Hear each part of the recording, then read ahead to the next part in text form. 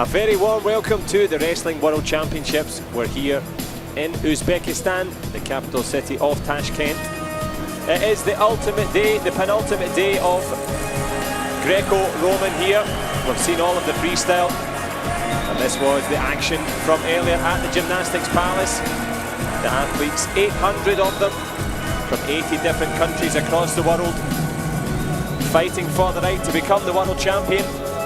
We've seen lots of good stories, families on the mat, sisters-in-law, fathers and sons, all in pursuit of World Championship glory. The freestyle is complete, and it's time for the Greco-Roman penultimate day to get underway, and I'm delighted to be joined on that day by our resident expert, Daniel Robin. How are you this evening? Thank you very much, very well, and happy to be on that second day of the Greco-Roman style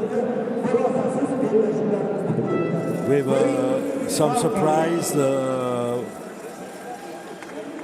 some unexpected people on the finals, and some ones who are used with them. So let's see what will happen. Absolutely, we've got a good mix of the preeminent nations and indeed a few surprises. But up first for your entertainment, the 66 kilogram category, the men's Greco-Roman. We've got Germany, Hungary, Lithuania, Azerbaijan, and then in the final will be Iran and Serbia. So lots of world-class wrestlers. Of the 800 here, 200 of them are either world champions or indeed medalists, so a real top-class field. So when you see them wrestling, you know you're seeing the very best available. Of course, the crowd here getting the guns out for everybody. Happy to see themselves here, and it's been a good atmosphere at the competition. And that will, of course, continue in just a few moments. The bronze medal match will be the first one between Germany and Hungary. This young man from Uzbekistan, he's been enjoying the wrestling. Have you enjoyed it as well, Danielle? It's been a pleasure to share it with you. Yes, it is very intensive days with with a lot of techniques, a lot of with different countries, with different styles. You can recognize those styles when you particularly was in freestyle with the European style and the Asian styles and the American styles, who are typically different. In Greco-Roman, because it's only the upper body and upper body, it's less diversified. So, but it's more difficult, by the way. Much more. Because you have less room to target your attacks on the opponent. You can use the legs just to keep your balance. You can put legs between the legs of the opponent without tripping them. That's correct. But in any case, you have to work with your arms and your chest and the power, the hyperextension of your back to throw your opponent. So, and also you have here the parterre position, which is typical for the Greco-Roman.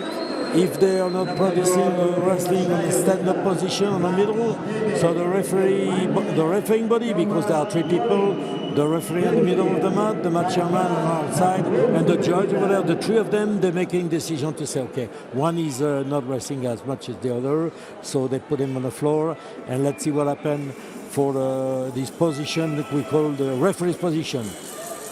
And they're underway here. Who will be positioned on the podium? In red from Germany, Frank Stabler. Thomas Larens, the Hungarian it is, straight away there, gets off to an explosive start. So no point. He has 2 points, but they were outside, you see. Oh, but it's a good action with the legs, by the way, here. So they come 2 points for the blue because he was having a takedown, and because the action, non-legal action from the German, they give the 2 points to the Hungarian to award his action. And a very fast start for Larens. He'll be happy with that one. Frank Stabler from Germany, bronze at the last World Championship. He's the man in red. He's He's always near the podium, 5th in the Olympic Games, but he's up against a top-class opponent here in Lawrence. And Lawrence is European champion 2006, 2013, 2014, so 2 times. And lost to Morzio in Iran in the finals. And also he died from 71 to 66 to make the 66 world class, because he considered that was more his weight category. 71 must be too strong for him.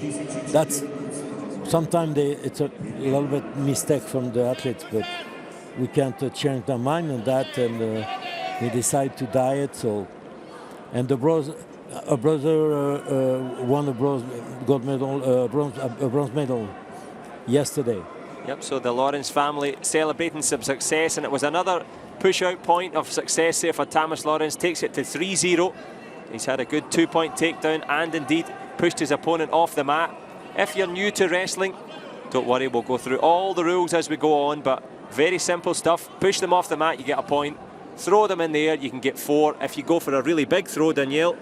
Yeah, but they don't look like they want to grab the body of the opponent to throw here. They're just trying to penetrate under the arms, and Lawrence is blocking the arms 2-on-1, so the German... and we'll see the parterre that you mentioned. They're going to go into that parterre position. And now it's Lawrence to... Have to wait for the referee's whistle, but he didn't have it in his mouth there. And he should have stayed the 2 hands flat on the back. As we say, and a good escape. Very good. Frank Stabler. Yeah. In red. It's more... They're both trying to push to make the opponent reacting, but they control too much the waist or the arms, so you can see, and the fingers, by the way, inside, and the referee is not reacting again. A good Lawrence try. reacts well though. A push-out point there. He's doing well here, Thomas Lawrence. And he was outside before. Well, he knows his brother got a bronze yesterday. Can he do the same? He took an unexpected bronze at the last World Championships in Budapest, his home city. But he's on the home straight here in this opening period, and it's been a good one for him. And if you're Frank Stabler from Germany now, Danielle, when you go back to your coach, what do you think? What do you have to change? He's leading, but he's blocking a lot, as I say, with 2-on-1. And I will ask him to turn around or armbar. You know, he's just pushing, but you know, sometimes the opponent can have a counter, like we saw yesterday with a Frenchman who was pushed outside, and at the last second he make a beautiful switch, and he won the world champion title with that move. So here you have to take care. Well, Frank Stabler's going to have to do something pretty quickly to get himself back into this. In Greco-Roman, 8 points would be a technical gap, and Lawrence has got the skills to produce that, certainly. But he's got, you know, he's just grabbing the arms and the feet and the wrist, and now he's changing the attack, the setup. But both of them, you know, are very tight on upper body, and of course, Lawrence pushing and pushing outside for the second time. Again, another point. This is not the best wrestling we can see, of course, in Greco. There are so much moves to do from a stand-up position. But here, those two wrestlers, you know, just try to minimize their risk and optimize the small opportunities they have, or to have a takedown, or to use the passivity criteria to have the opponent on the floor. And here, to push outside, Lawrence pushed twice Stabler outside, and he succeeded on that.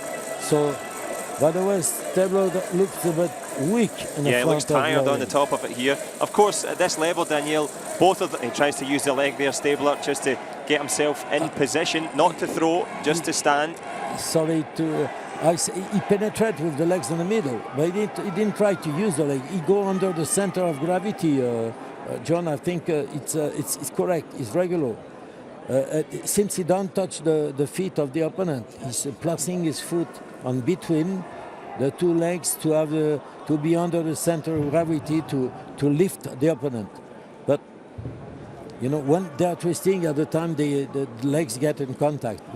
But here, even here from the front, you can have a contact on the legs, sure, which are not intentional. Absolutely.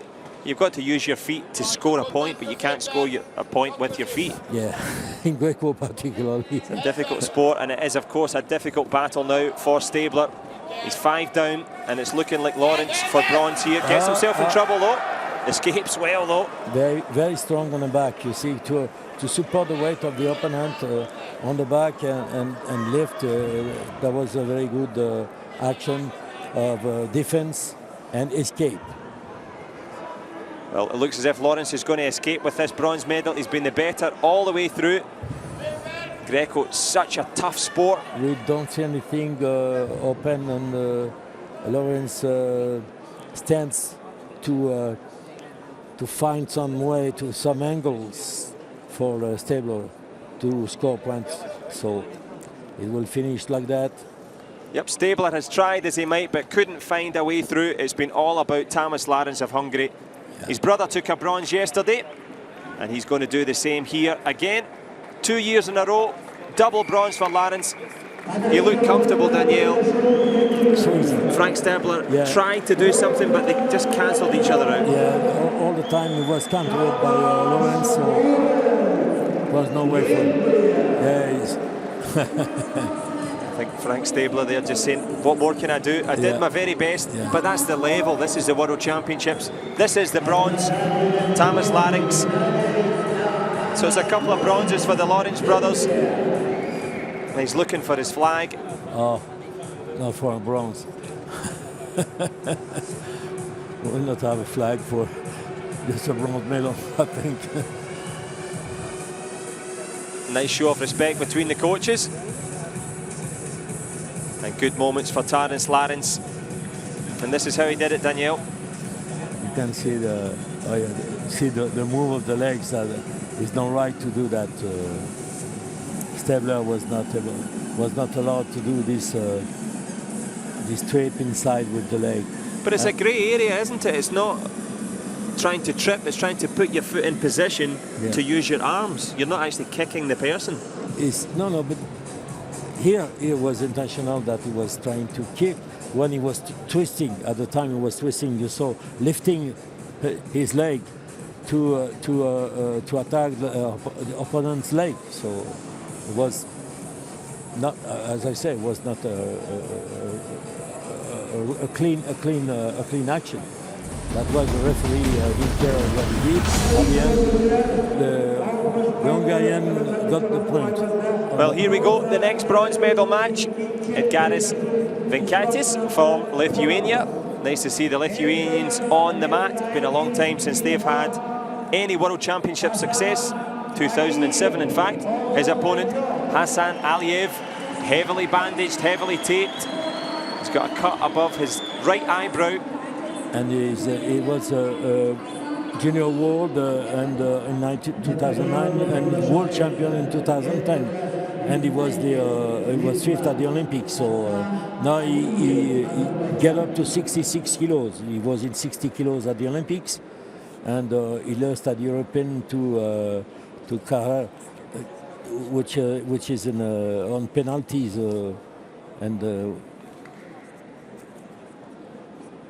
And his opponent from Lithuania looking good, looking ready to go. This would be a personal best for the Lithuanian. Never had a World Championship medal before. Can he take one here? Venkaitis, and he's in a good position straight away. Can he get the pin, Danielle? That's a head and arm. That's a head and arm. He's on the verge, he's got the pin. The win by pin. Surprising. In 17 seconds, the best ever result for this young man. Edgaras Venkaitis. What an explosive start, Danielle. And the Azeri was didn't expect that. He was just surprised. head and arm, you can see it. It's one of the best efficient moves when you attack. You saw a real move, and he got hurt in the neck. Yeah, obviously the pre-existing injury is going to feel a lot worse now, especially since he's lost the medal, but he got thrown over quick style, pinned on the mat, and it is Lithuanian glory here, Edgaris Vankaitis. Okay, he's all right. Yeah, he's fine, but obviously a painful one. But glorious moments for Vankaitis, pain and trauma for Aliev. Oh, he's Yeah, like looks dizzy. Looks dizzy, yes, he looks dizzy. He's okay, okay. Well, they get caught in a whirlwind, and it is a wonderful win for Lithuania. Edgaris Vankaitis, he takes the first Lithuanian World Championship medal since 2007. So it's been a long time coming. And what a way to win, Danielle, to win by pin. I would like to see the move again. I think it was so fast the TV cameras didn't get a chance to even catch up with it. But we'll have a look at that pin here. Let's see. Switch and go on the side with the head and arm and pin him on the floor. He didn't throw him, he just blocked him on the side and pin him right away. Easy. You see, from here, you see the leg between the two. Yes, used it for position. Just for position, not to use against the opponent. And Aliev was a beaten man and a tough day for him, but wonderful scenes for Lithuania. It's been a long time coming, but glory in the end. Edgaris Vankaitis, bronze medalist, and Hassan Aliev, well, he did his best, but it wasn't good enough, and we march on now to the big one. We're on to the gold medal match. Iran against Serbia. Omid Noruzi from Iran, he's in red. His opponent in blue, Davor Stefanek, the young Serbian.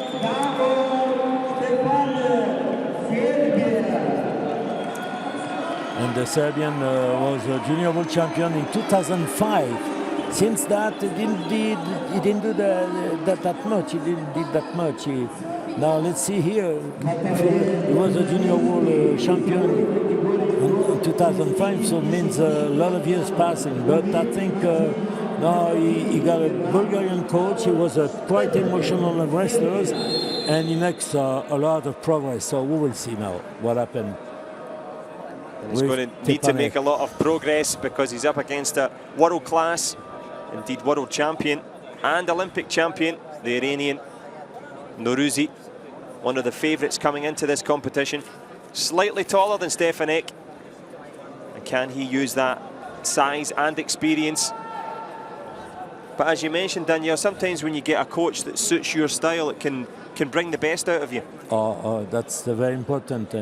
Mentally, physically, tactically, technically.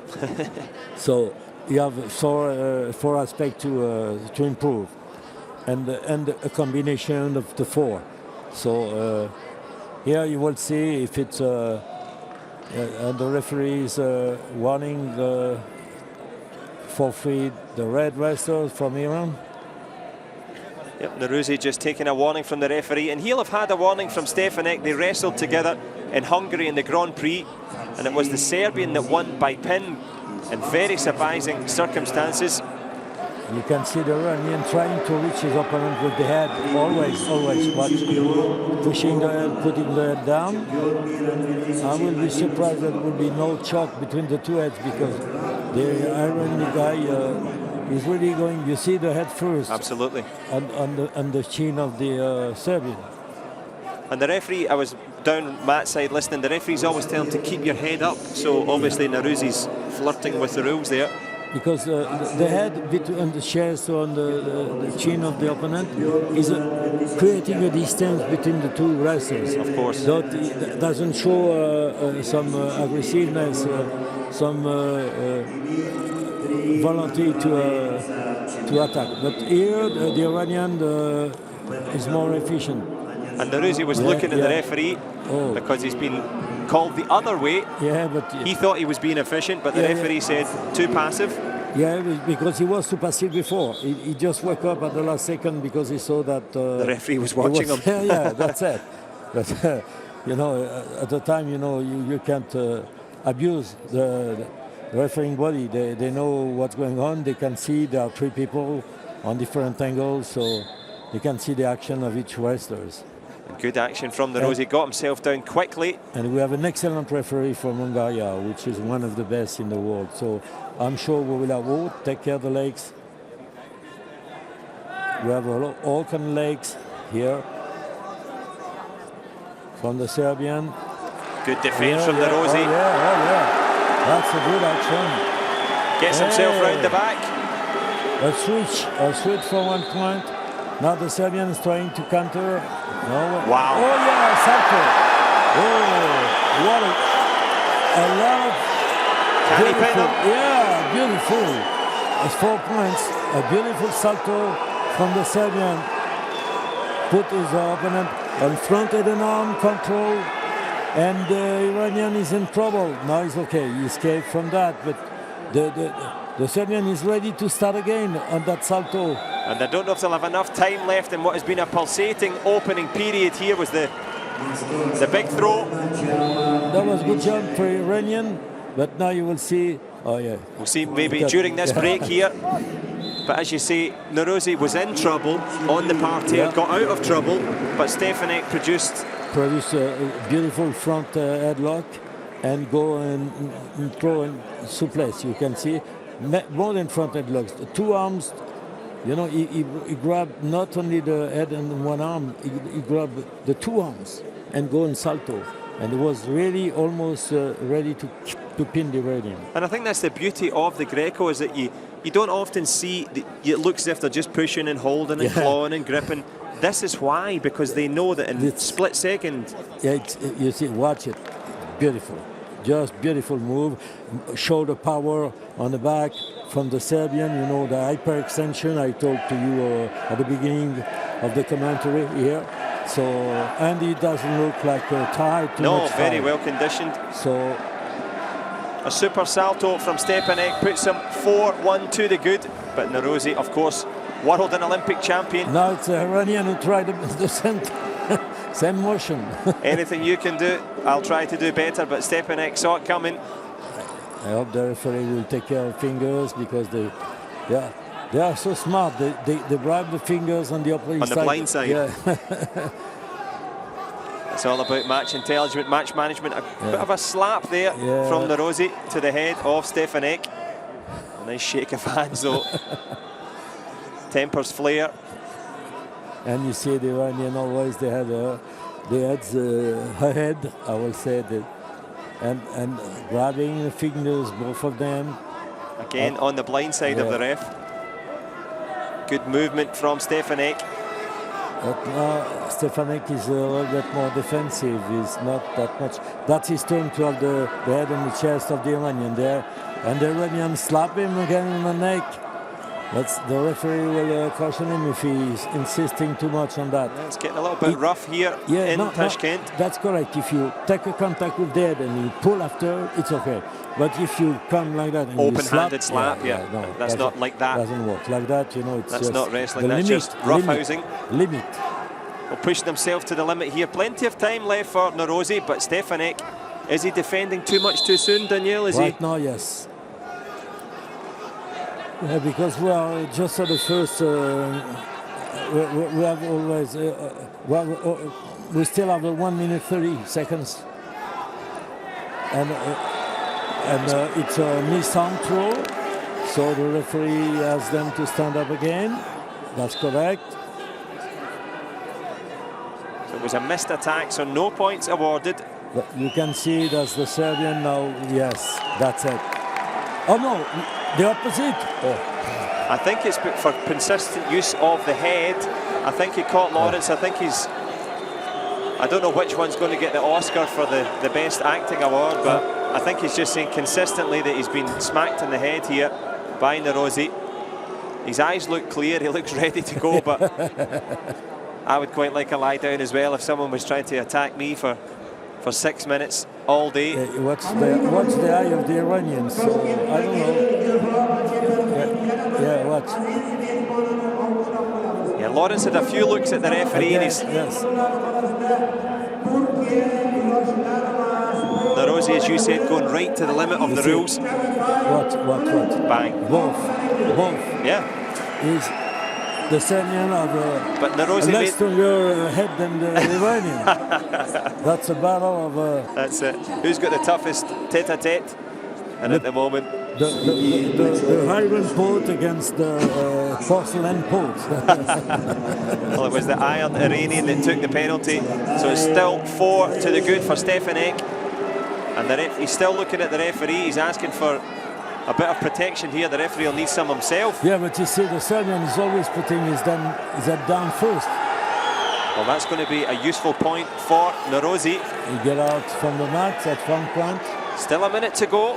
I think plenty of time. The Iranian will give the tempo of the bout here, and it's taking us some maximum of risk. You see? Well, Narosi has to go for it now. Lawrence has got him. They both. They point to the blue. I think 1 point only, or 2 for Lawrence for the takedown.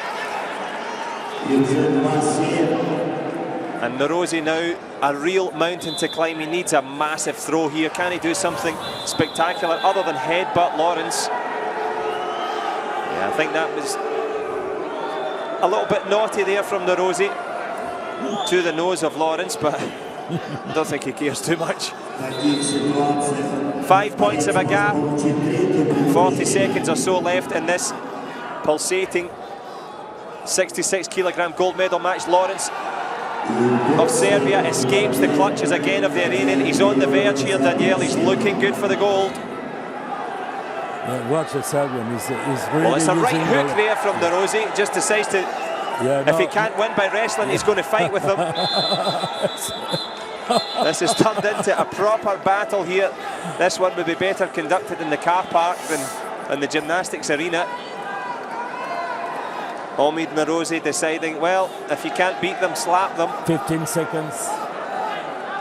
8-2. No risk for Stefanek.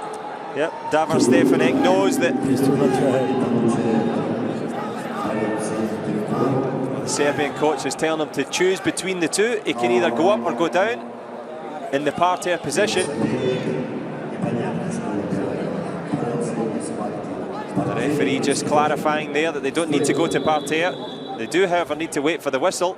There's a challenge come in here, Danielle. I think he initially said parterre and then but some confusion. There should be agreement between the referee, one of the other judge, or the match chairman. But the agreement is that the challenge has been wiped away. Narosi looking for some sort of excuse or some sort of gap back into this final. It's 7-3, a huge throw. Will it be a huge upset? A nice show of etiquette, but Narosi, I think, is going to concede this one. He's decided to let the clock run down. He knows that the better man on the day, Davor Stepanek, who's up for wrestling, who's saying, let's do something. Well, a little bit of showmanship there from Stepanek in the end. Narosi went down on his shield, but he goes down here in history. World champion. Tamis Lawrence. Well, we had a bit of everything there, Danielle. High quality throwing, super saltos from Stepanek, and it is his celebrations. But Narosi, well, he plays the pantomime villain. He was involved in a bit of rough stuff on the inside. You enjoy that one? Enjoyed some of it. The end is a little bit disgraceful for wrestling and for the athletes. I think they deserve more than that, both of them. So now it's the Serbian did this game and the Iranian did this one too, but it works for the Serbian. He did the best move at the right time. It's a little bit of comedy from both sides about the head, but you saw them both. You see, when they were wrestling, it was beautiful. Class. World class. Both of them. Fantastic advert in terms of action. No, that's a major action.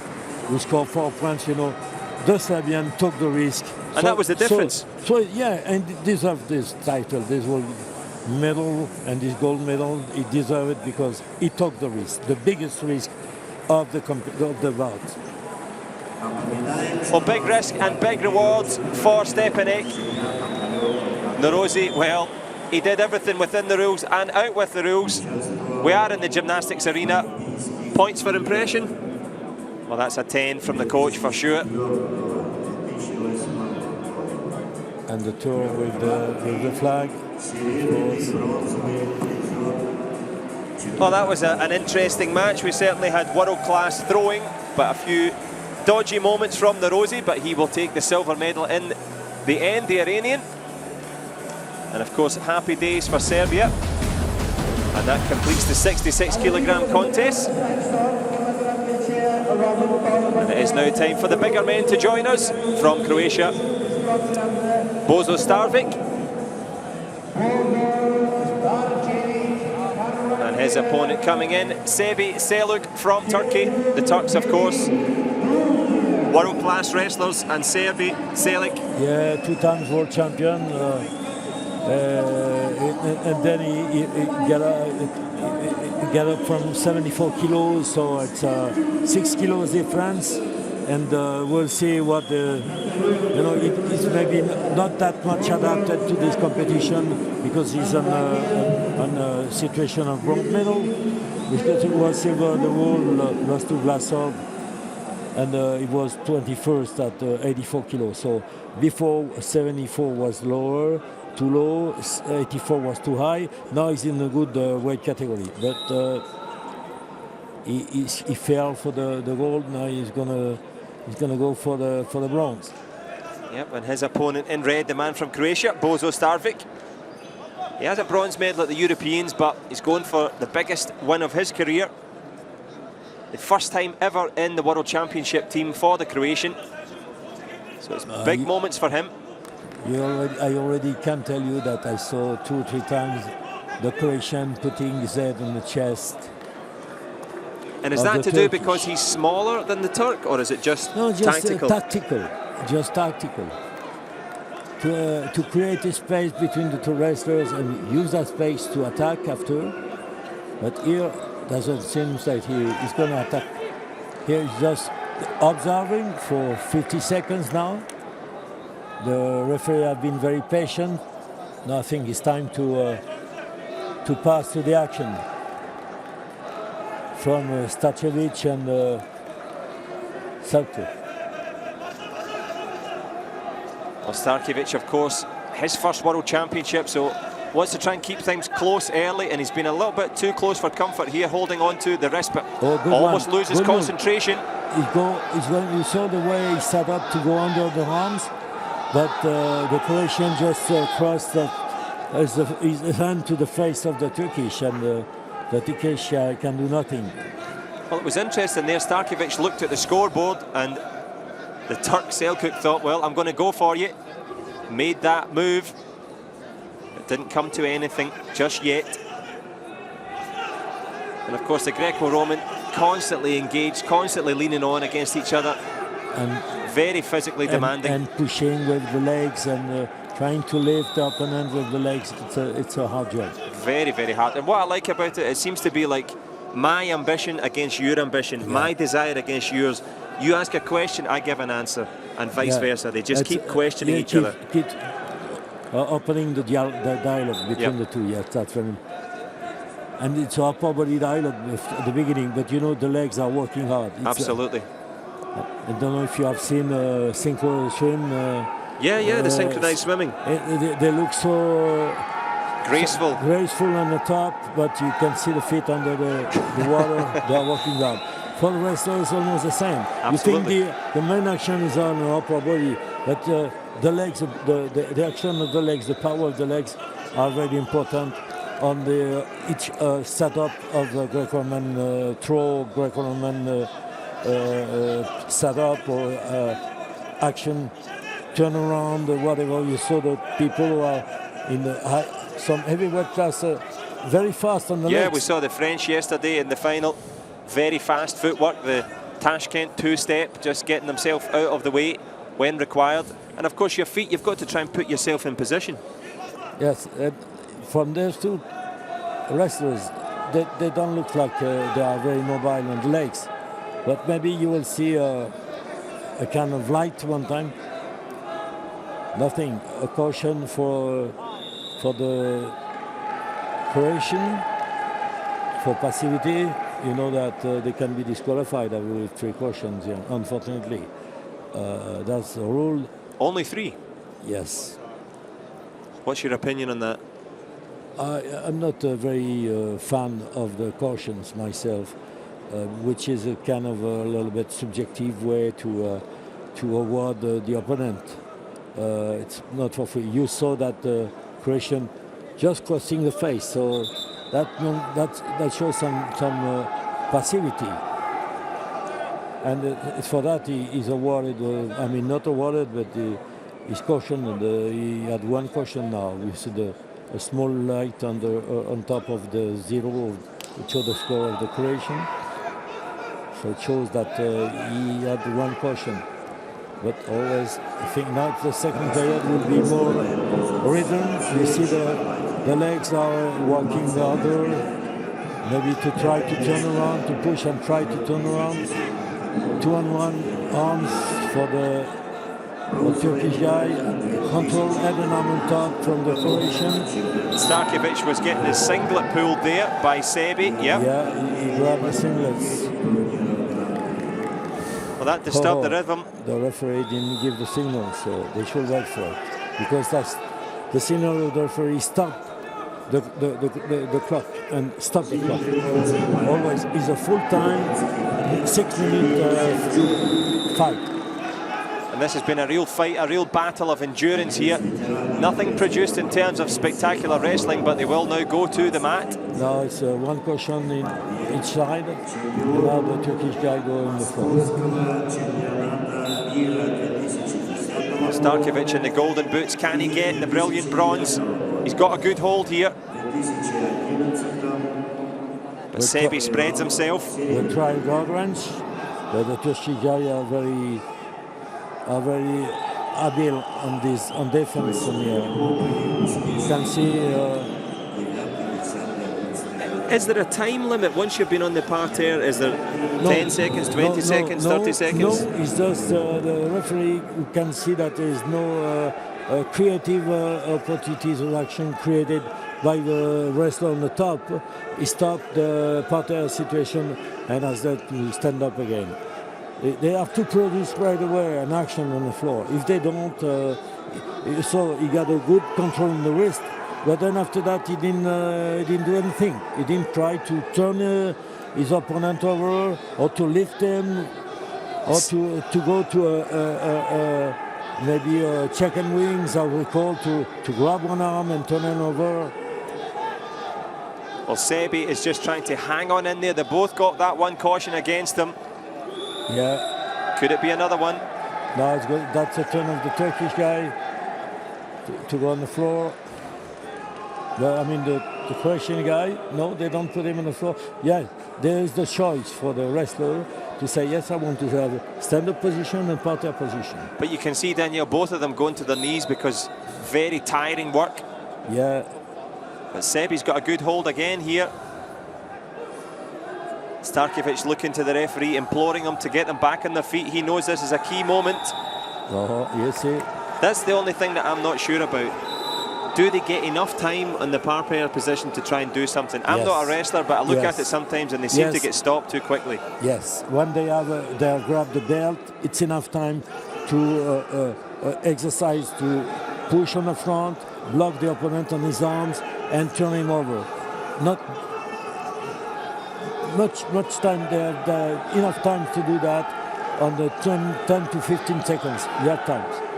Well, Sebi is going to have to hang on in here because Starkovic is going to have to produce something in the last 30 seconds here. He's leaping, he's jumping, he's got a hold of the neck of the Turk. Can he do something with the 2-in-1? He's trying hard. He's trying hard. He's got 20 seconds to produce something to save a bronze medal here. The Turkish guy is very solid, he's like a block, a full block from from the finger, from the feet to the head. Yep, the Croatian Starkovic used all of his energy. He knows that he couldn't give any more. Sebi Selkut says, okay, yes, it's my medal, go away, live to fight another day. He's talking to the referee, saying, watch it, yes, okay. But in the end, it was Selkut Sebi. It's too late to complain at the end, you know. It was time when he was on the mat to show that he can do something. He did nothing, and the Turkish guy scored a point. Well, it's another bronze medal to add to the growing target and tally of the Turks. Tremendous competition for them. They'll be there or thereabouts for the top team at the end. Starkovic gave the best he could, but just in the end couldn't quite manage it. The bronze goes to this man here, Sebi Selkut, couple of times world champion. He's now got a bronze medal here in the new weight category, and this is how he did it.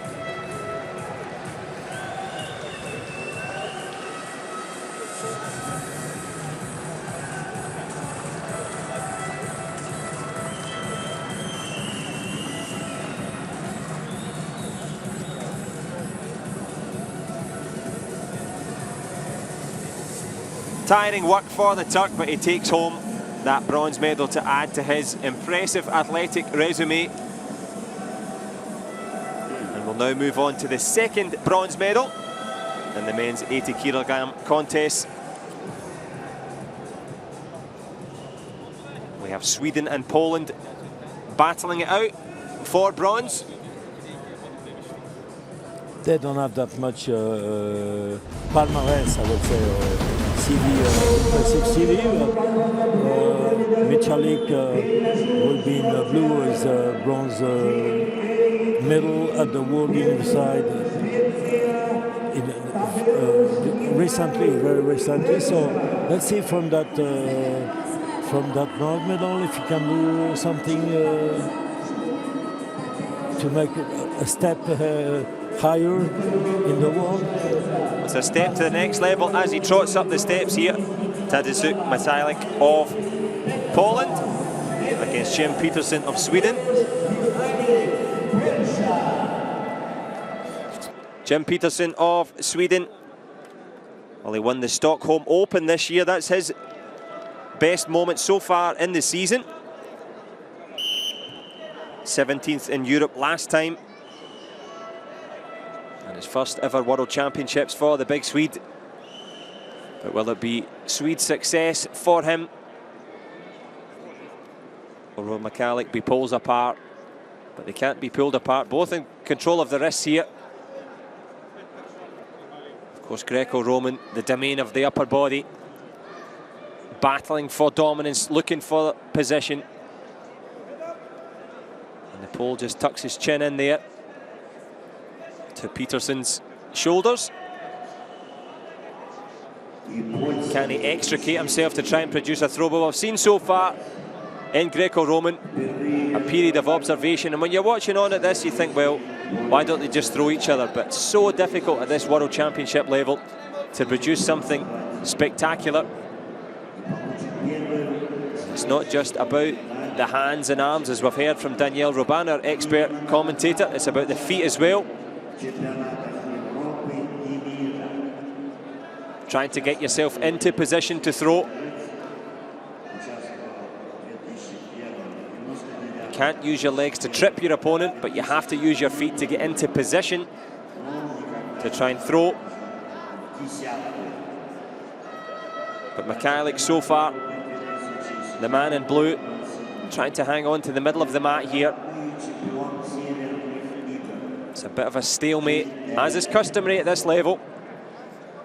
It's kind of like in a football match or a soccer match, as you would call it. There was lots of passing, lots of movement, lots of near misses, and then finally the game opens up and someone scores, and that's what we're looking for here. And the referee's looking for it as well.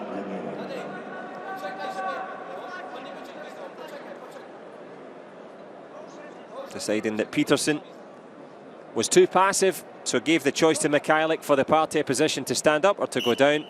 Go down he does, and good movement from Peterson. He's straight onto the the flat of his stomach. Can he escape? He's trying to crawl his way off the mat here. Can Mikhailuk get a good throw? Will he have enough time? He's got the position, had the lift. Well, Peterson looking for solace at the edge of the mat. He's done enough to kill the time there.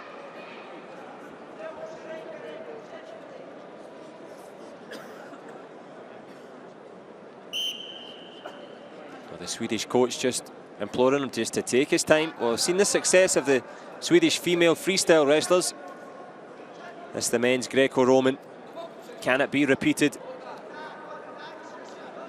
Or will Mikhailuk go one better than his bronze at the World University Games and take a bronze here at the biggest show of all, the World Championships?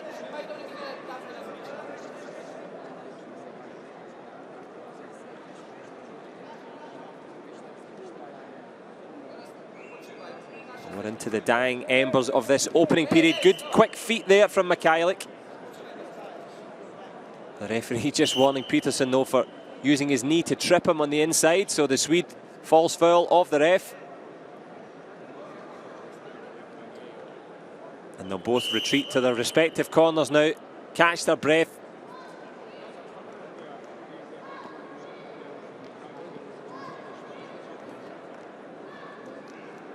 Well, Peterson was 17th in Europe last year. He's made a big leap here to try and get into the World Championships. He's in the medal matches. And the Polish coach, Tadeusz Mikhailuk, knows that they're in a real match here. The fans enjoying the fair.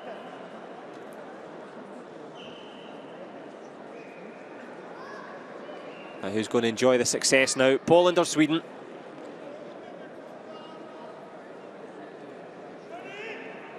Three minutes to decide the destination of this bronze medal. The second bronze in the men's 80 kilogram contest.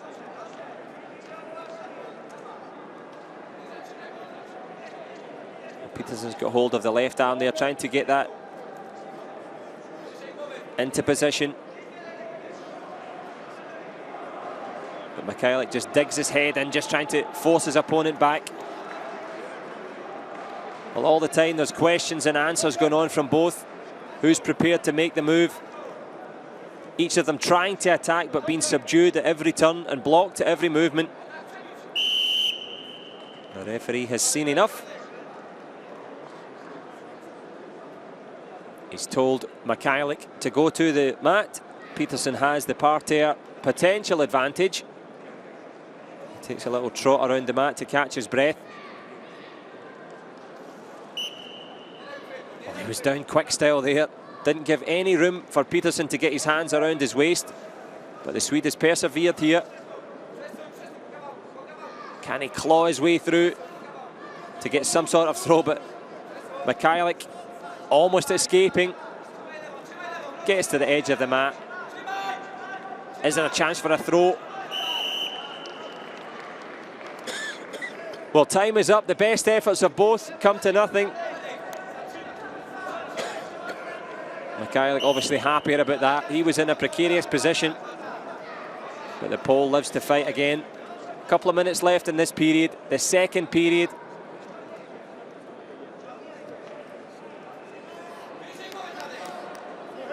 They can't even be separated on warnings. Both got one against their names.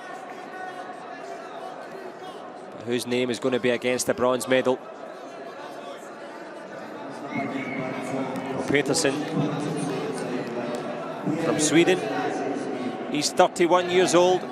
He's got the age advantage, but he's not got any scoring advantage here.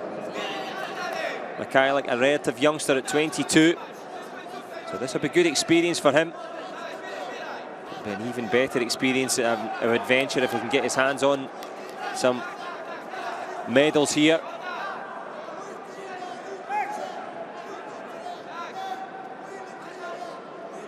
Peterson in position. Can he get the throw? Mikhailuk's got him in trouble, but it is Peterson that turns it over. Well, Mikhailuk knows that he had a chance there. One mistake, 5 minutes into the match, and it's a wonderful throw there from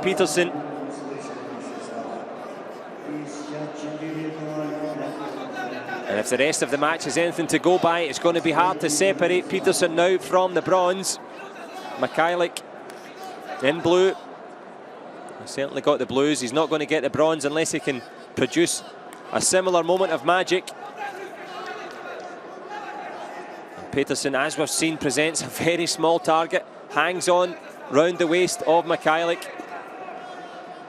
He wants that bronze around his neck, and he's worked ever so hard for it.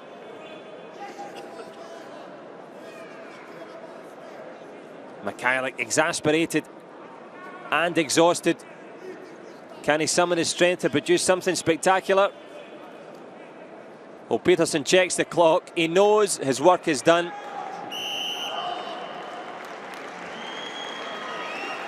Well, a nice show there between the ref and the Swedish man here, Jim Peterson.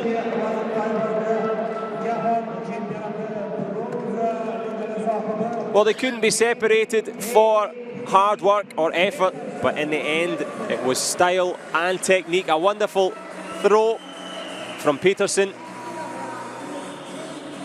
Mikhailuk exhausted. Peterson elated with the world's smallest flag, but it is the biggest bronze for him. His best ever result at a World Championships. In fact, his first time ever at a World Championships. So certainly a good day at the office for the Swede. The sweet smell of success for him. This was how Mikhailuk had him in position. But he turned defence into attack. And the big throw generates the big hugs. And a big win for Peterson.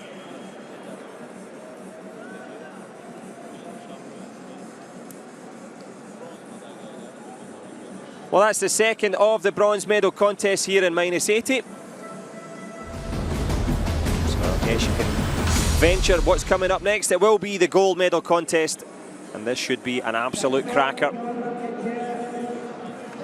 Evgeny Saliev from Russia marching out here.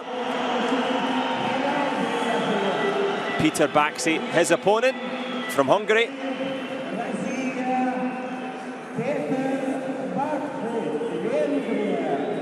Well, Saliev from Russia, this man here in red. He's had 4 wins today, 3 of them by technical superiority and 3 of them inside 1 minute. So he's been fast and he's been furious. He also beat the 2 times world champion earlier on in the semi-finals. Won the Pytakinski Open in Poland this year. So he's in good form. Certainly the taller of the 2. Peter Baxi of Hungary has the pedigree, no question about it. Wasn't as successful in 74 kilograms, the man in blue. Didn't really fit in to the 84s either. But he's found a home at -80 here. He's been the top ranked man all year.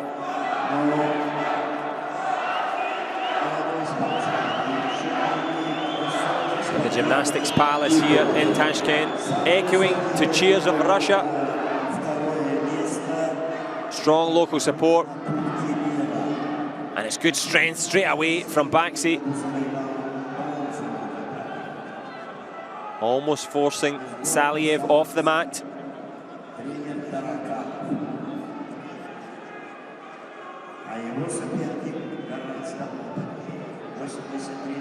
Well, the 80 kilogram group is the non-Olympic class.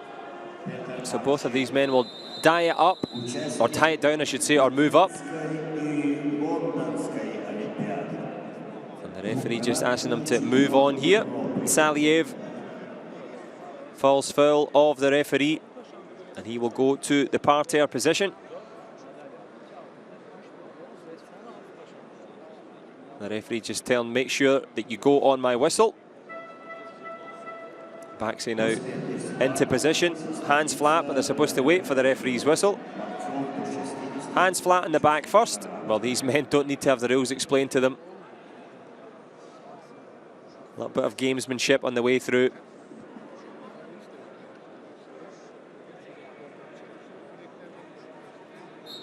Oh, quick start there from Baxi, gets a good hold of the belt of Saliev, And the Russians trying to escape, but will he have the ability to?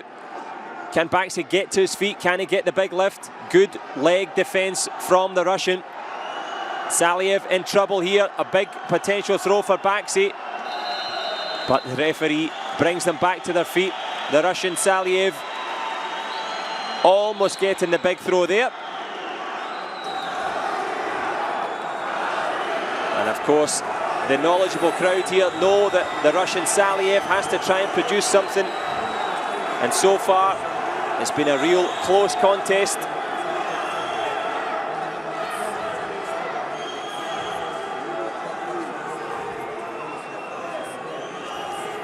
Well, Baxi almost had Saliev in trouble in that parterre position.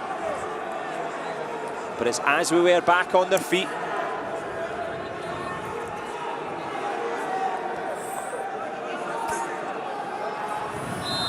Well, gets a hold here.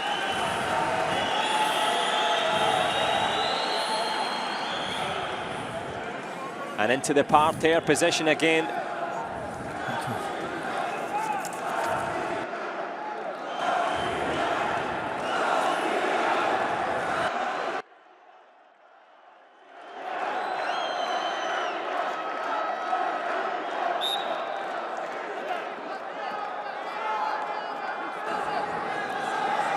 Saliev has the throw. Can he get the full-back exposure? You got 2 points or 1 point, depends if the referee has seen if it works. Yes, 1-1 because they get blocked, get stuck on the bridge. So they give him 1 point and 1 point to the other because it was from one hand to another hand, not to the elbow. So just score 1 point. Well, Baxi and Saliev won't be separated. So they took the point of view. Let's see now. There's a discussion. 1-1. That's what they say. 1-1, exactly. And I think what they were discussing was who had scored first. Yes, which is very important in the case because the criteria in case of equality and all, the man who scored the last point is awarded the winner in case of tie.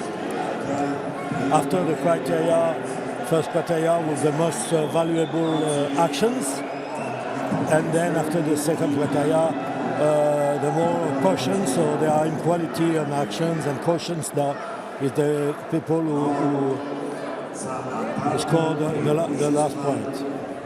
Well, it's Saliev of Russia who has that lead on the scoreboard. Taller than Bashi from Hungarian blue, and the referee is asking them to be dried by the coach. Dry the skin because it's very sweaty here, it's very hot, so they come back in sweat very fast. Saliev has the advantage. Can he press it home here? Well, certainly the Tashkent faithful would love him to. The locals in Uzbekistan cheering on the Russian, of course. This one for the world title.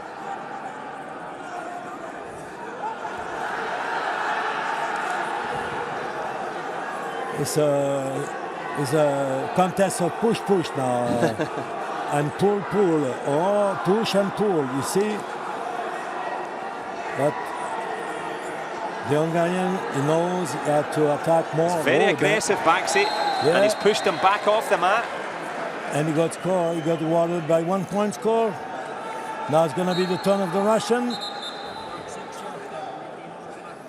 They was nice, referee asked them to raise their head, both of them. Good show of respect between the two, but not respecting their reputations at the moment. Baxi deciding just to go for it there. Good aggression from the Hungarian. And the Russians not in a hurry, still got 2 minutes. Yes, a good attempt from the Russian to the belt, directly, with a low stance, with a low step. But the Hungarian is a machine to, as I said, to push and pull. Well, Well, he's pushed and pulled his way onto the podium. Will it be on the premier step, or will it be Saliev? Can he find something?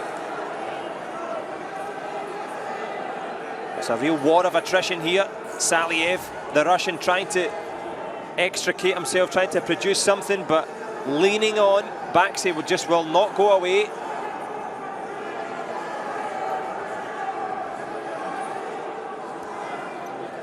It's just unproductive action, just to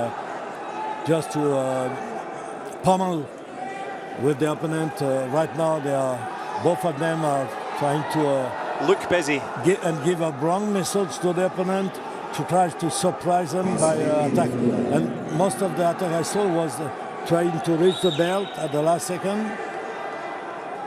Well, there is 50 seconds left for Saliev to try and produce something. If he scores, he could be in prime position, but Baxi's looking strong here. But like he's lower, so Saliev tried to attack to reach the belt, but he's taller than the Hungarian, so it will be a hard job.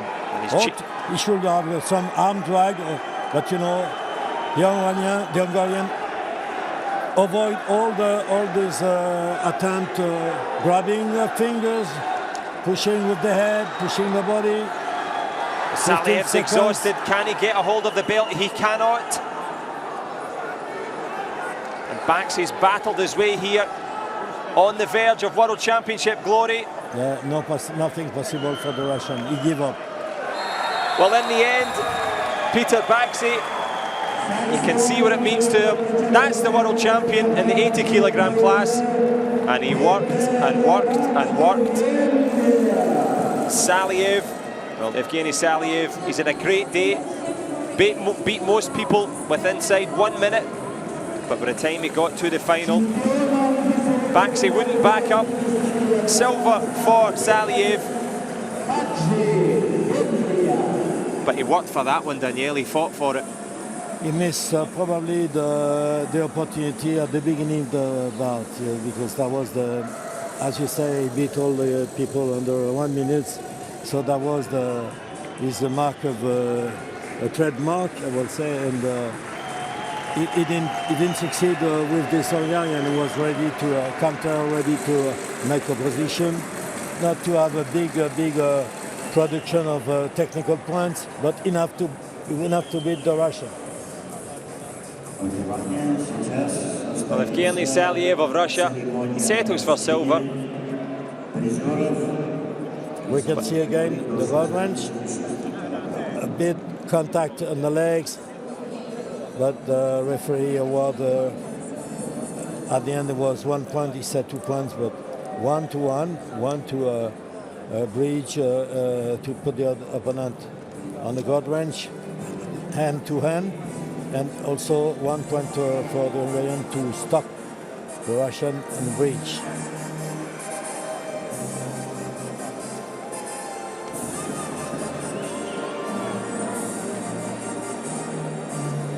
Well, that completes the action in the men's 80 kilogram class, and they certainly were world class. And once you've done all your work, you get to receive all the rewards. Let's enjoy the 66 kilogram medal presentations. They've entertained us all day today. Many years of preparation, a lot of travel, sacrifice and effort. And now they get to make their way to the podium. It's always a nice moment, this one, Danielle. You know, no more dieting, no more traveling, just collect some medals.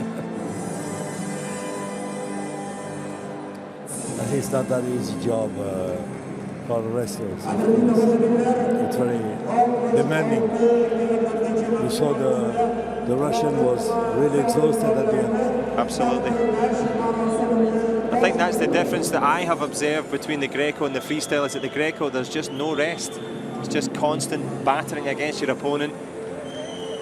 In freestyle, you get the odd moment to try and change your tactics, but in Greco, it's just in your face the whole time. And it will be the smiles on the faces of the men in the 66 kilogram class.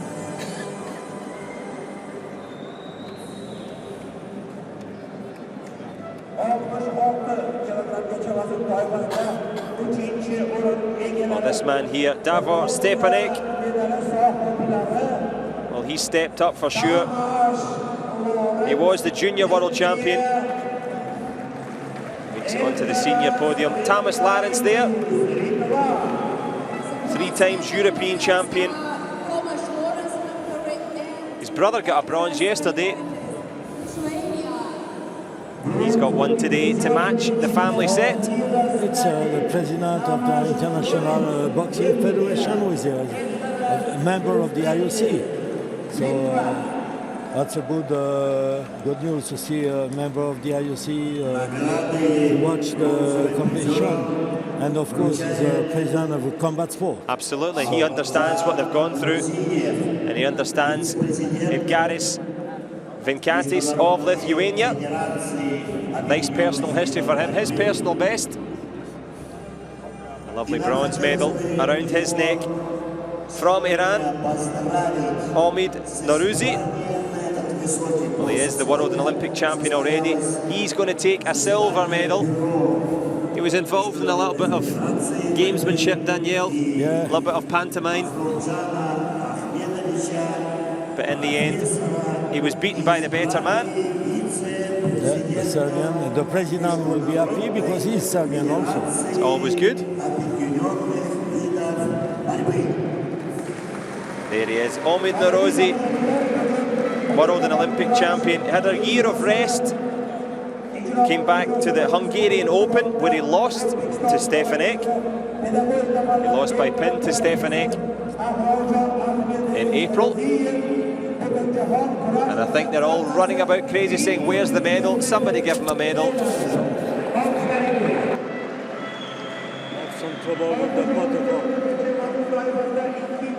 But eventually they will find a silver medal for Omid Norouzi.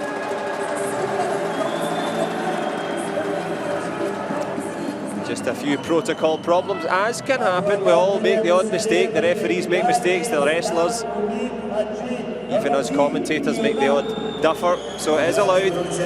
But the president presenting the silver medal, Omid Norouzi. But here is a wonderful moment. Emotional scenes now. Davor Stepanek from Serbia. Well, it's been a lot of steps on the road for Stepanek as he steps onto the podium. Junior world champion in 2005. 9 years later, he's reached those high expectations once again. As Danielle mentioned, he's got Bulgarians in coaching him now, keeping him cool, keeping him calm. And they've managed to get him onto the podium where we will all enjoy the national anthem of Serbia.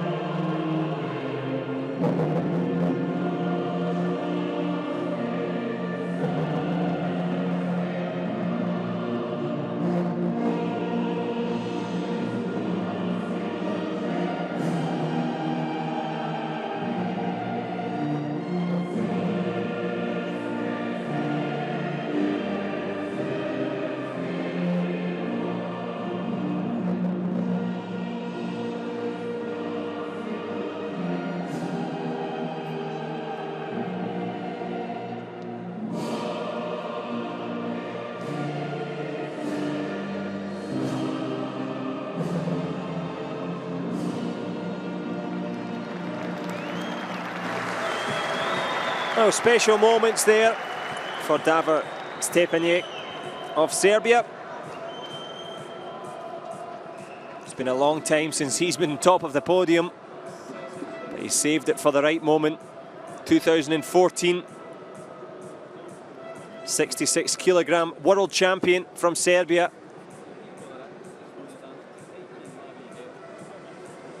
Happy days for him. And indeed for Serbia. I'm sure the president enjoyed that one as well, as did the youngsters in the crowd. Well, we've seen the best of the 66 and 80 kilograms. And coming up now, it's time for the big men. We're going to move on to the heavyweight class.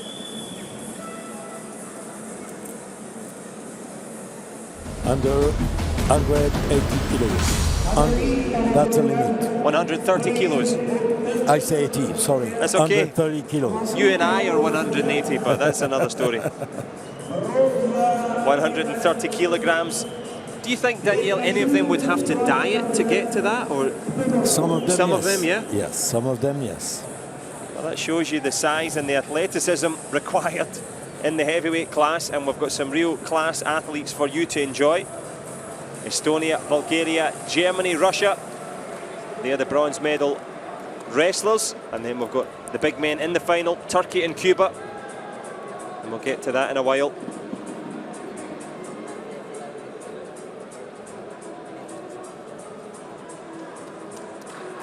And what can we expect, Daniel, from the heavyweights? What do you think that they bring to this? Because a lot of people think, well, they're just big, they must be slow. Oh, slow. It's like sumo tourists, you know. Sumo tourists, they look slow, but you know, you don't see the action because it's going in a tenth of a second, maybe exactly. Less than 10th of a second. So you have to be very attentive. It's like in a baseball, you know, you wait for half an hour and you miss everything in 2 seconds because it's an action and then it's too late. So it's always the suspense. And on those weight classes, of course, they are very active. They don't have the same abilities as the lightest weight categories, of course. They don't throw as much as 60 or 80 kilos, of course, but you will see the power of the legs, the power of the body, it works. And you see there are kind of giants beside the referee who is looking very tiny. In the middle. Well, in the middle of the mat are the two men from Estonia in red, Heikki Nabi, and his opponent from Bulgaria, Lubomir Dimitrov. Dimitrov was a European silver medalist and lost by pin against Kayap, and that's his first ever Worlds. Well, he's going to do well. As we've seen, Kailap will be in the final later on. His opponent from Estonia, 2 times world champion. Had a silver at the London Olympic Games, so big man in red should be the form favourite, but that form goes out the window when you start to wrestle.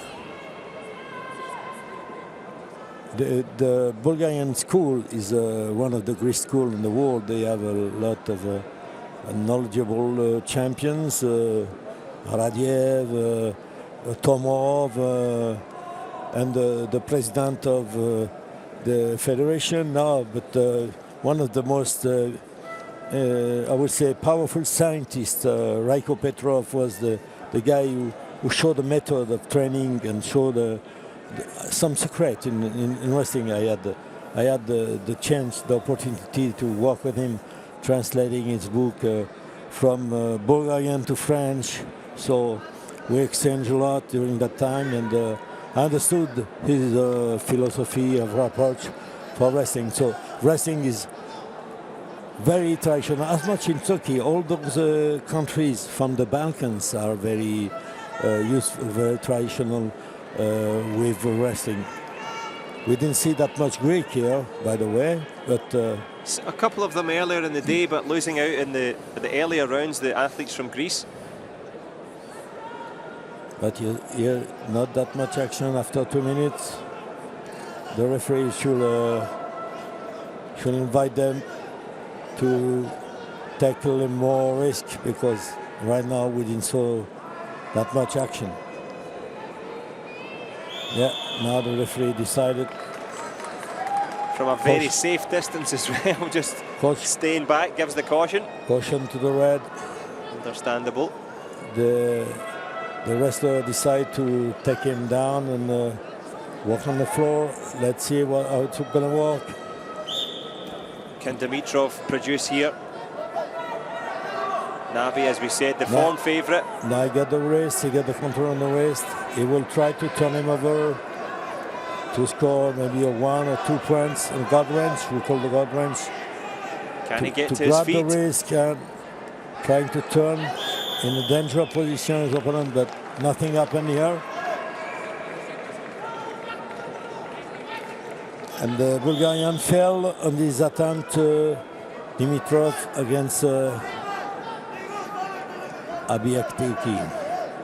And Danielle, when they're on the mat like that, in that parterre position, how much defence is going on when you're lying down? What can you do to stop them from getting you? How do you do that? It's a more a secret action.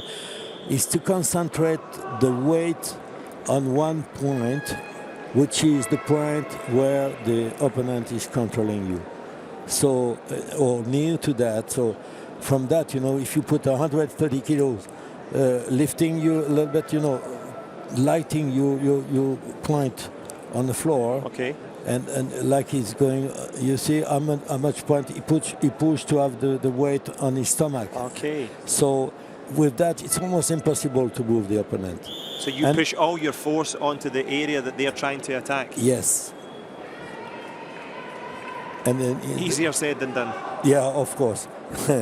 It's but we saw that yesterday also a few times, and with the French wrestler Noumonvi, he did that. So you can see easy with him that he was pushing to put all the weight on the center of his body. Okay. And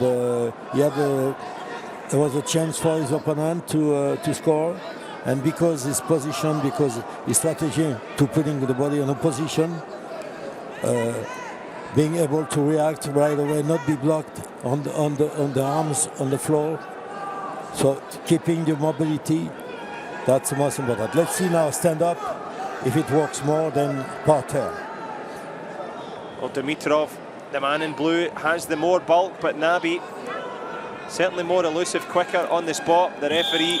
They both neutralized the other one with a control head and arm, a traditional control, but now it's the turn of the Bulgarian to be on the floor. Let's see if the Estonian will be able to grab something to move the Bulgarian, but the Bulgarian look to have the maximum of weight. I mean, and yeah, you see the position, putting the maximum of weight on the stomach, on the stomach, on the chest, and on the hips. So impossible to turn around for the Estonian. The Estonian had to push front ahead to block the arms and use that to pivot, but he didn't do it. He didn't do it. So, well, Dimitrov just 23, so quite young for the heavyweights, just finding his way into it. As you say, Daniel, he looks to be at the top of the weight class, the Bulgarian. He looks heavier than Nabi. The Estonian looks much leaner, much quicker. But can he turn that to an advantage at the moment? Not yet.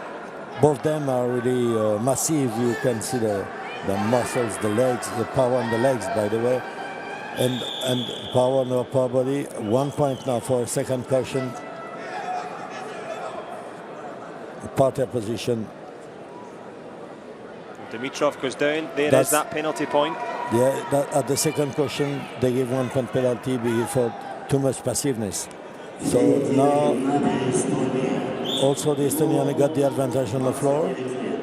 So it's, I would say, second punishment for the Bulgarian. Can he turn it into a second point, Nabi? He's got a hold of the belt. Has he got the strength? He's on his feet. Can he get the lift? No, you see, it proves that the concentration of weight in one place of your body is very important. And And so it proves for Dimitrov. He has escaped. Can he find a way back into this? This one for heavyweight bronze. Someone grabbed the singlet of the other. The referee didn't notice.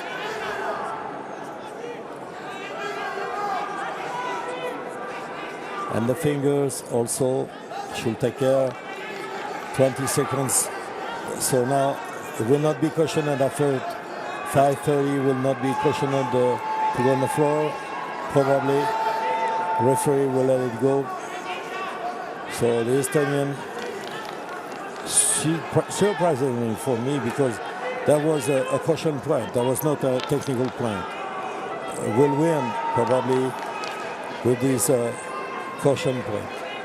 Well, you have to find a way to win. It doesn't matter how you do it. And Heikki Nabi has proved that point. He's got the pivotal point here in this bronze medal match. And there's no time left now for the Bulgarian Dimitrov to produce anything. So it is bronze. Heikki Nabi. You can see the Bulgarian is just trying to recover. He's exhausted. Exhausted. He tries best, but nothing works. Is it the case in like heavyweight boxing or other heavyweight combat sports? Dimitrov's 23, Heikki Nabi's 29. As you get older, do you get better in the heavyweights? Is that how it works, or is it? It's always a conjugation. I mean, a combination between age and so stamina, we'll say physical, and experience.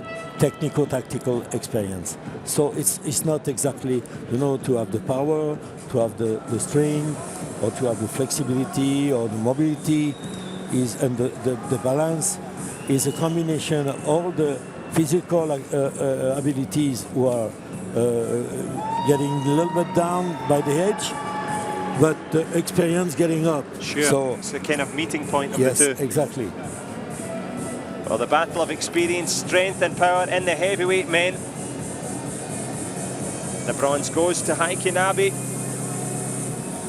Trying to turn the Bulgarian coach protesting because there was no action. He was right, so the referee told them, both to stand up again and stand up.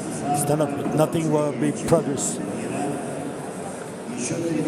Well, they've produced plenty of entertainment here in the gymnastics arena. We're in Uzbekistan, the capital city of Tashkent. Been a great host for this 2014 Wrestling World Championships. And now it's time to move on to the second bronze medal match, the penultimate match for this evening. Edward Popp of Germany. He's the man in red. Bilal Makov, the big Russian. Well, he looks as if he means business. He looks sympathetic for a giant. You wouldn't want to meet him on a dark night, I tell you. Very, very strong, very imposing.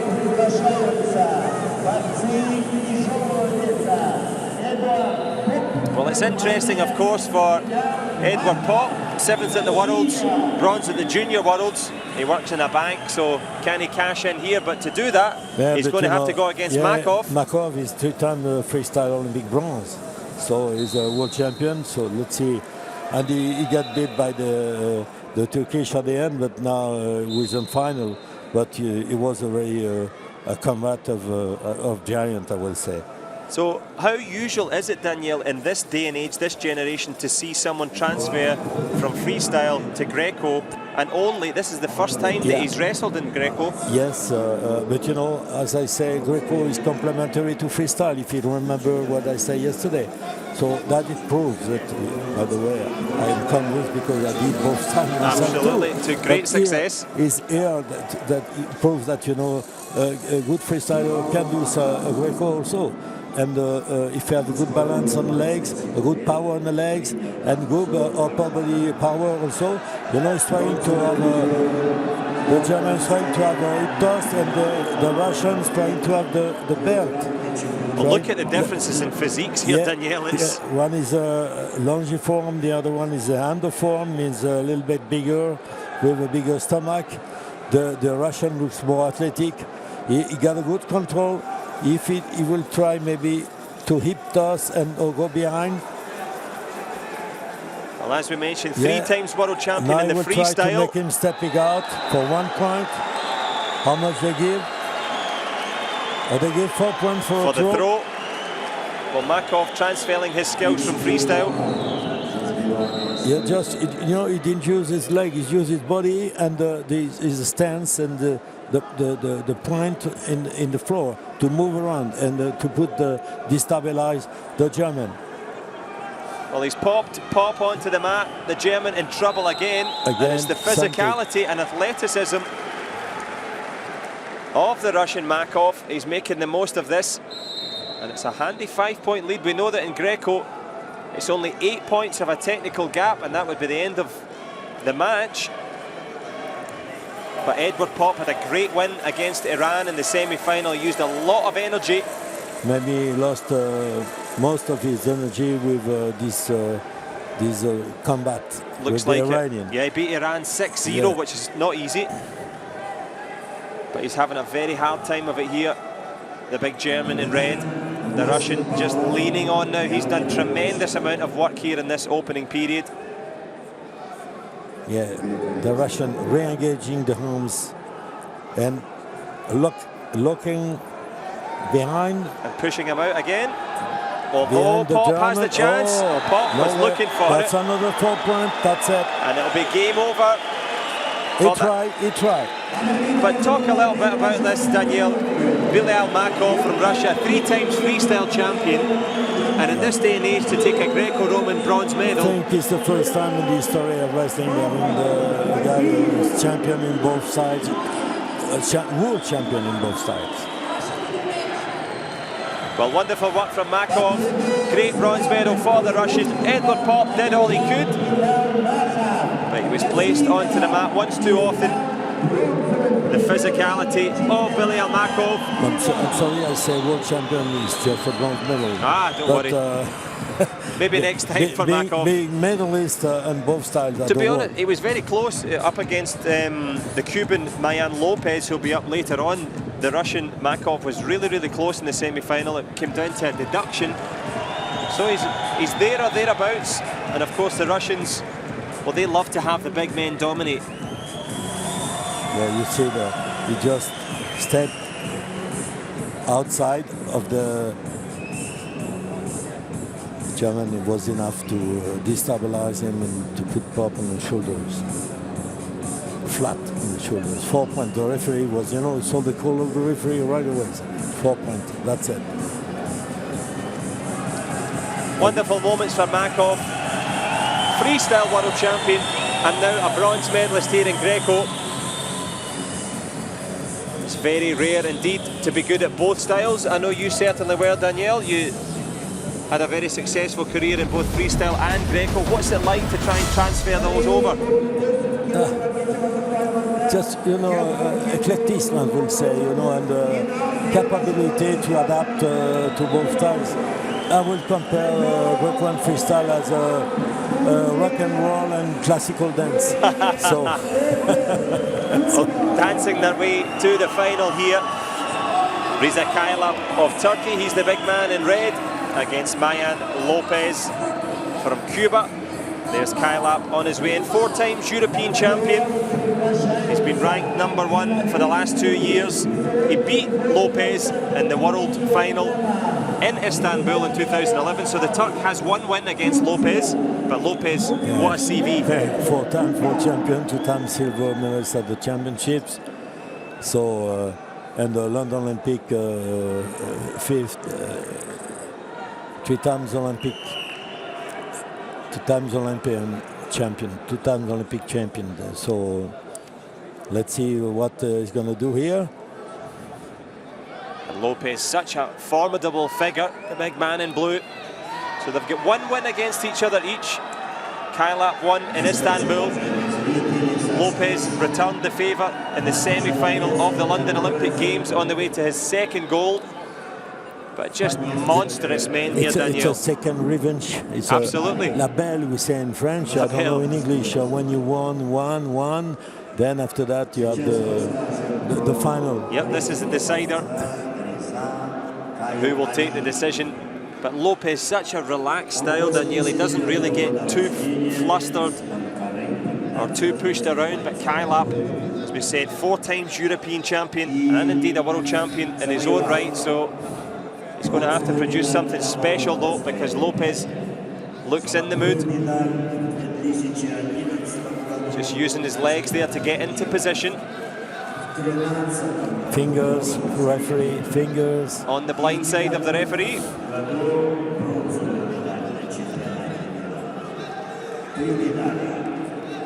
Referee steps in that time. Lopez looking as if he's going to be warned for passivity. Trying to be more aggressive now, pushing Kylap back. He's using his gabarit, his morphology to take advantage on Kylap. And of course, sometimes when you see the men of this size, you think, oh, well, it's just power, it's just strength. It's clearly not. They've obviously got a lot of technique as well. It's because they are both good technicians, so it's difficult to find the way to have a weakness on the opponent. So they are on so high level, and the image doesn't deserve it. It's the Cuban coach here, Holy coach in Cuba, in Greco. Let's see what Lopez will do on the floor. Maybe some spectacular lift or throw or gut wrench. He's got a good hold of Kylap. He went a bit previous though. He stole the start, as we say in sprint, in track and field. And in swimming too, you know, they get eliminated if they stole the start. But Lopez just saying, okay, I'll take a break if you want me to. Step back, re-observe, re-engage. Kylap tries to escape. Now, yeah. Wow. Kylap caught in the headlights there, was listening for the whistle. Lopez wasn't. He's in position. He's climbing on the He's floor. got his feet up, the big man from Cuba. That time, 1-1. Will he go for another one? Yeah. He will indeed. 2 points. Now ahead. He goes from hand to hand. Watching the coach, listening the coach. These coaches have a lot of experience.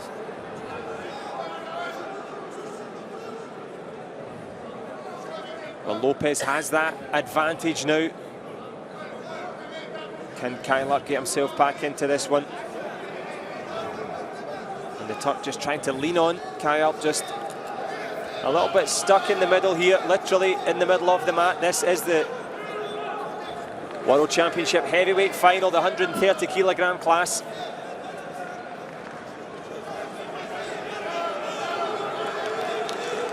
Now, you know, the Cuban will not take any risk. 2 points in heavyweight class is 2 very big points. It's a big advantage for the man from Havana in blue. He's having a good time at the moment, certainly the Cuban.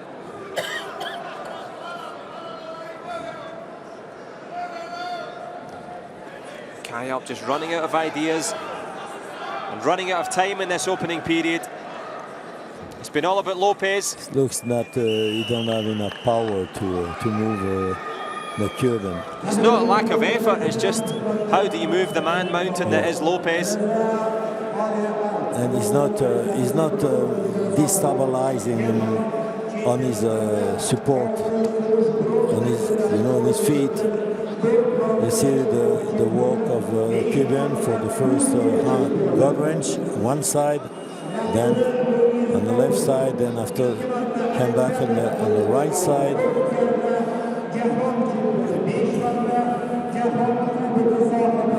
Well, Reza Kylap is going to have to try and produce something special. We know that he's won the Worlds before, the Turk. He won it in his home city of Istanbul. He's out of luck at the moment though, the big man Lopez, making Kylap look small. And Miljan Lopez just will just wait now. We'll let the Turkish in red to take the risk. Let's see if he's able to take any risk. Well, he's certainly trying to. He is trying, but we can't see any way to open the fence, the stance of the Cuban. He's really controlling the bout and the upper body controls. on the tie-ups. Always grabbing the fingers at the beginning, always. That's why there are a lot of bandage on the fingers, by the way. Lopez, as you said, happy for the clock to run down. The referee, however, is not. Caution now. So grabbing the fingers. Oh, the referee asked to the Turkish he want to have a parterre action or stand up, and Kayap chose to stand up.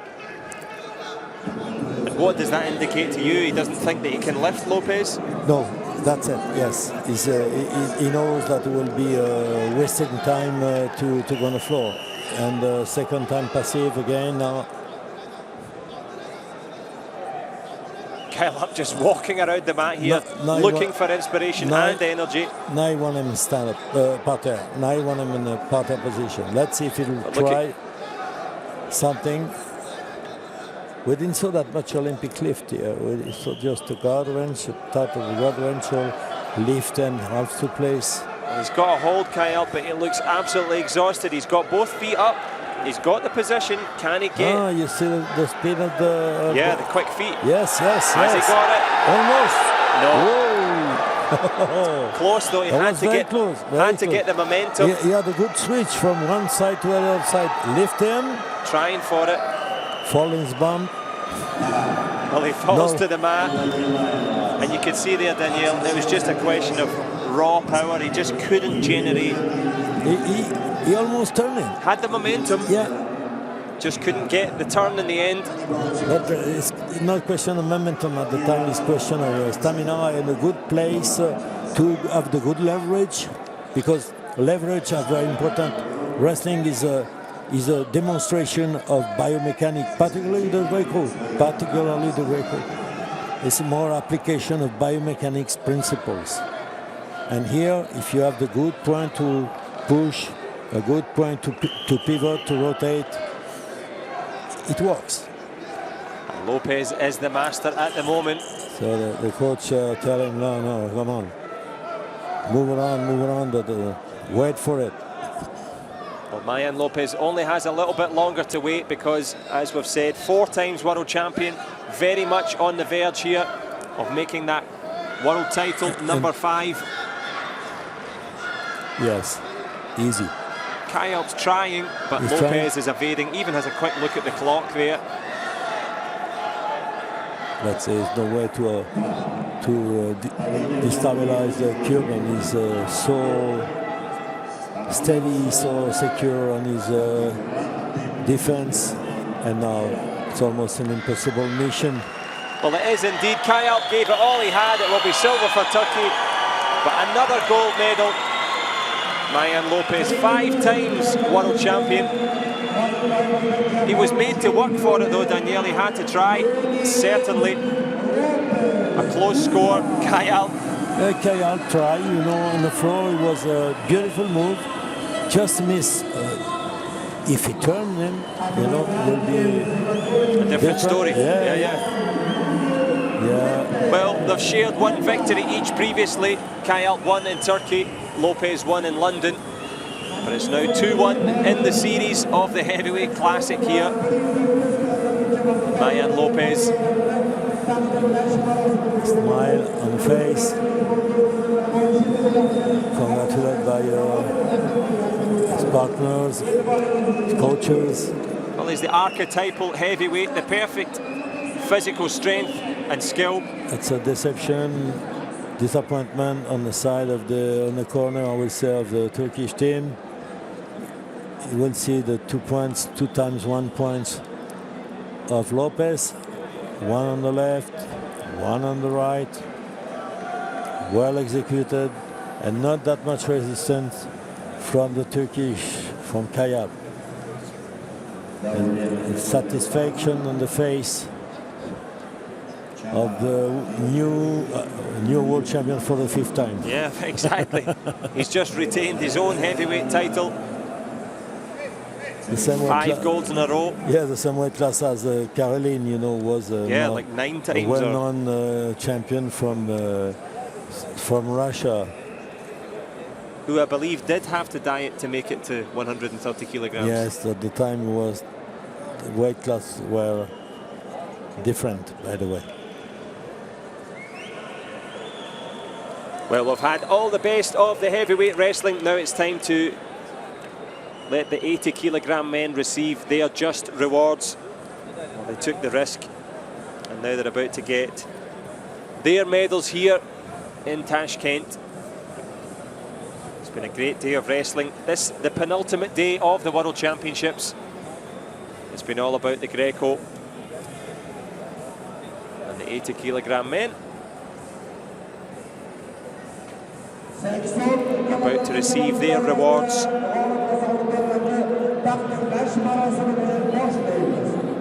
Hungary, Russia, Sweden and Turkey trooping their way to the top of the podium here.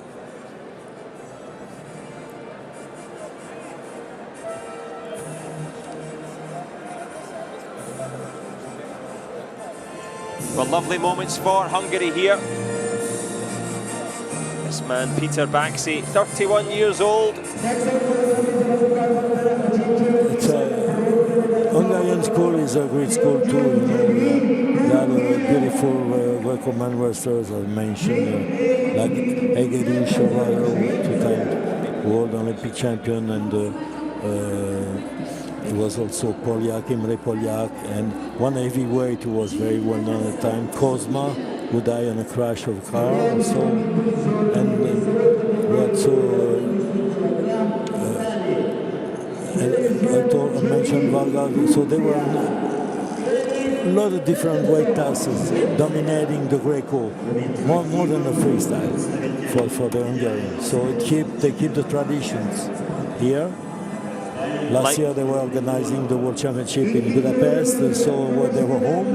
But even here, if they are not that close to the country, they're still succeeding.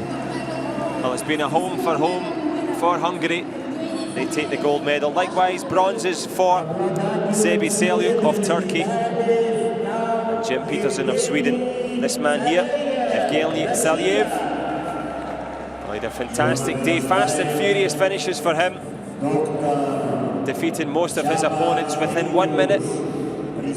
Beat the two times world champion in the semi-final, on the way to a great silver medal. As Danielle mentioned. And yeah, this is the medal given by the president, Csaba Egedűs, Olympic world champion, who survived to a crash car himself, you know, and came back to win the gold medal after 2 years recovering and surgery and so on. Well, he'll be proud of Peter Baxi, and they'll both proudly listen to the national anthem of Hungary. Wonderful scenes for this man, the world champion Peter Baxi of Hungary.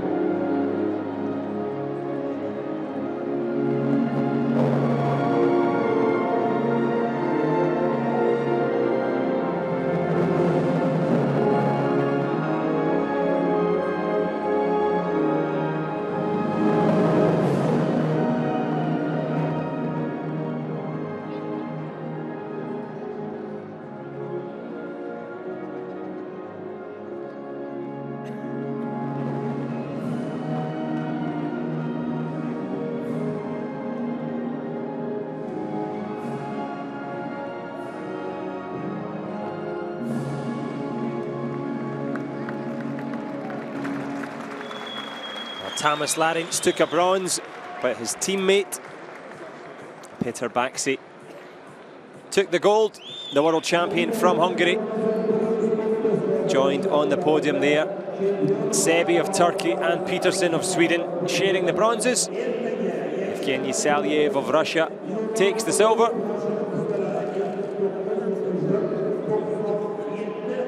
But the man in the middle, the world champion, Peter Baxi. Both sharing a smile at a missed handshake there, but a missed opportunity. It was not for Baxi. He took the most of his chance. And he takes a wonderful gold medal. And of course now that just remains for the 130 kilogram men to come and receive their rewards. And of course you'll understand that they were straight off the mat, just finished competing. So they'll go and get freshened up, go through the anti-doping, and they'll be back in just a few moments' time to receive their rewards. We saw a great final.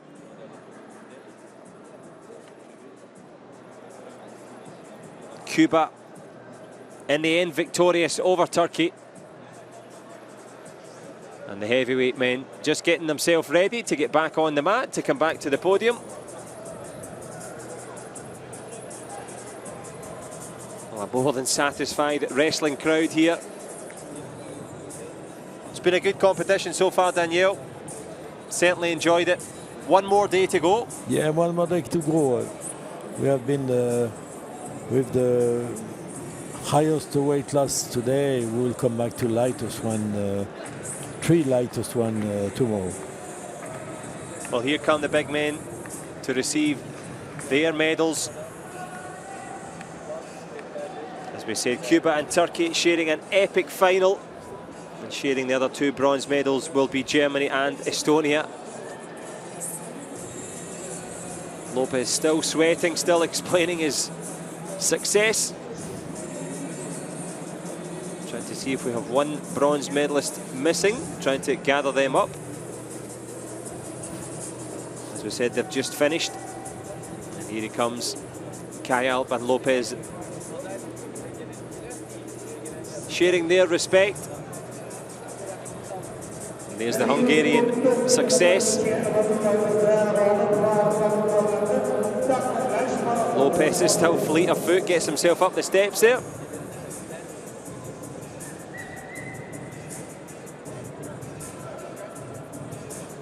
I don't know if they have to reinforce the podium for these men.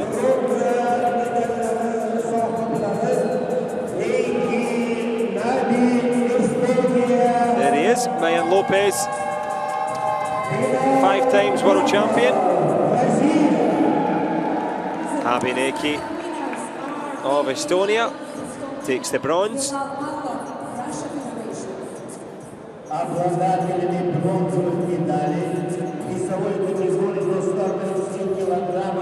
He's joined on the podium by Bilal Makov from Russia.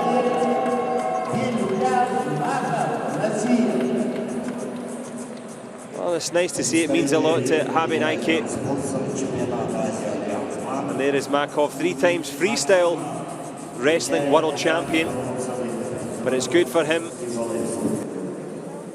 as he's got the bronze medal here for Greco. The big man from Turkey, Reza Kayal, 4 times European champion, was trying to become double world champion. But he had to settle for silver in the end. And what do you think, Danielle? The big man from Cuba, such an impressive athlete.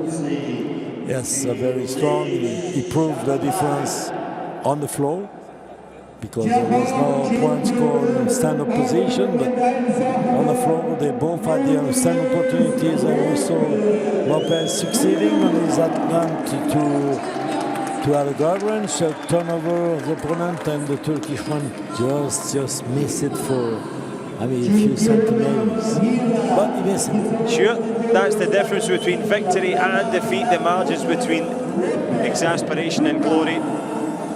The president of the United World Wrestling Federation presenting Mayan Lopez there. We'll have a chance to hear the Cuban national anthem.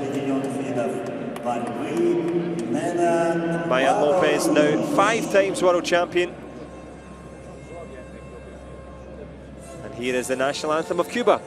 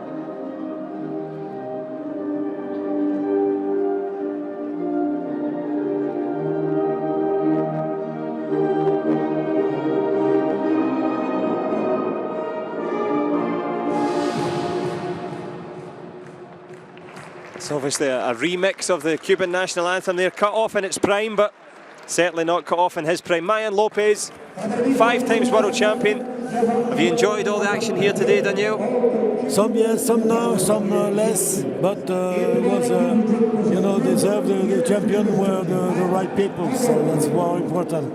And we didn't saw, because on the weight is not that much spectacular as the lighter weight. We will see much spectacular throws tomorrow, we promise. Well, we certainly hope you'll be able to join us for more of the Greco-Roman action for the final day of the World Championships here in Tashkent, Uzbekistan. But from Danielle and myself, it's a very goodbye.